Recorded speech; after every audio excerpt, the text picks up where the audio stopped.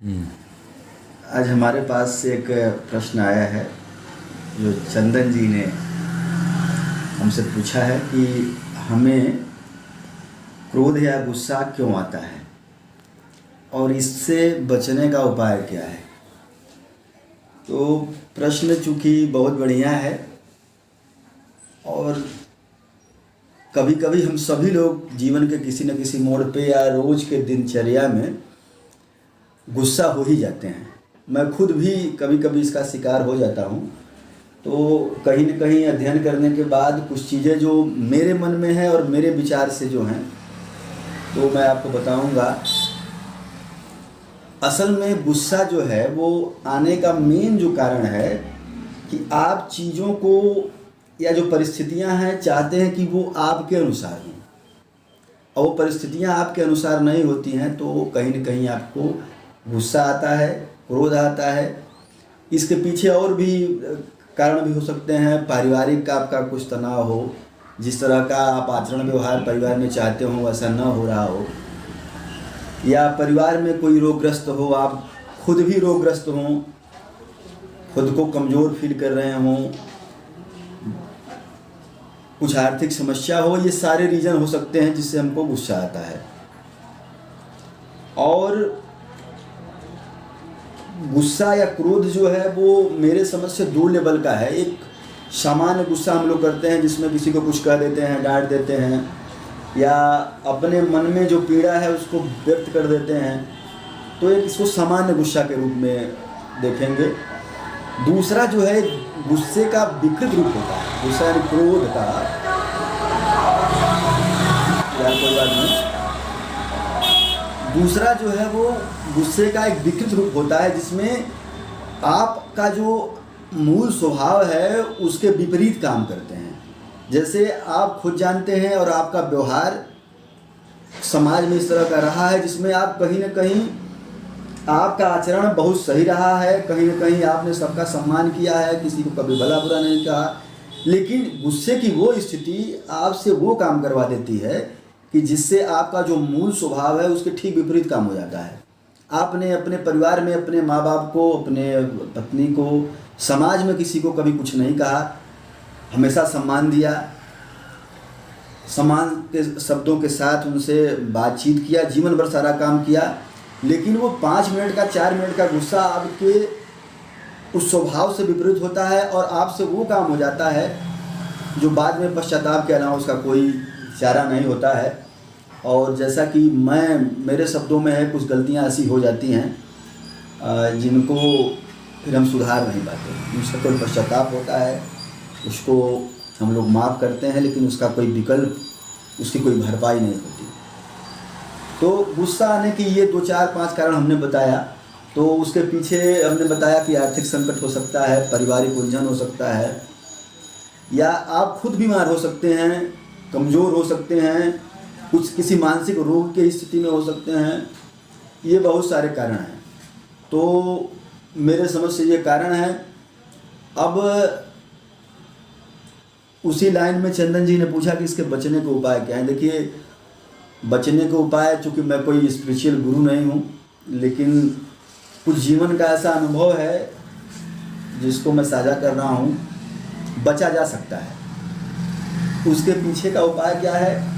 पहला तो जो इंटरनल चीज़ है जो आपको सुधारना है वो सही करिए। आप मानसिक रूप से स्वस्थ हो जाइए। उसके लिए क्या करिए? योग करिए, सुबह जगिए, योग करिए। और ऐसा करेंगे, अगर कोई मानसिक रोग से ग्रसित हैं, कोई और दिक्कत है, उसका चेकअप कराएं, ट्रीटमेंट कराएं, पूरी तरह स्वस्थ हो जाएं। पहली शर्त ये है। तो अंदर से जब आप फिट हो गए तो दूसरा जो उपाय होगा गुस्से से बचने का, देखिए, जीवन में 99% 99 मतलब कहेंगे कि 100% में 0.01 केवल आप तय कर सकते हैं।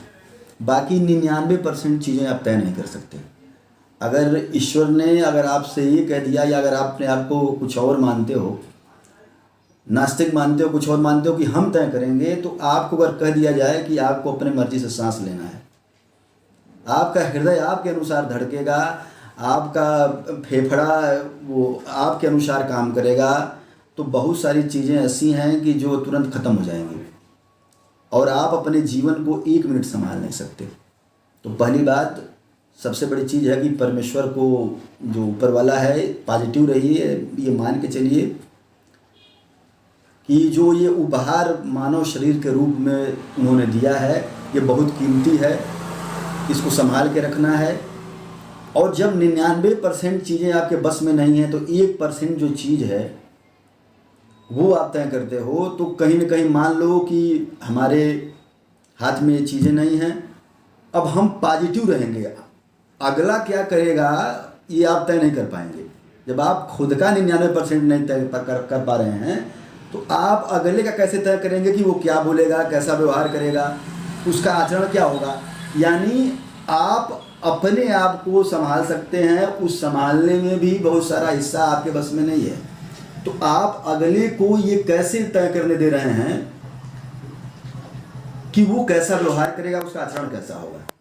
तो कुल मिला के अपने ऊपर ध्यान दें। और दूसरी जो सबसे महत्वपूर्ण चीज़ है,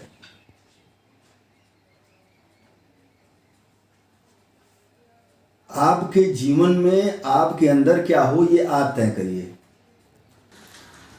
आपके जीवन में क्या होगा वो आप तय करिए।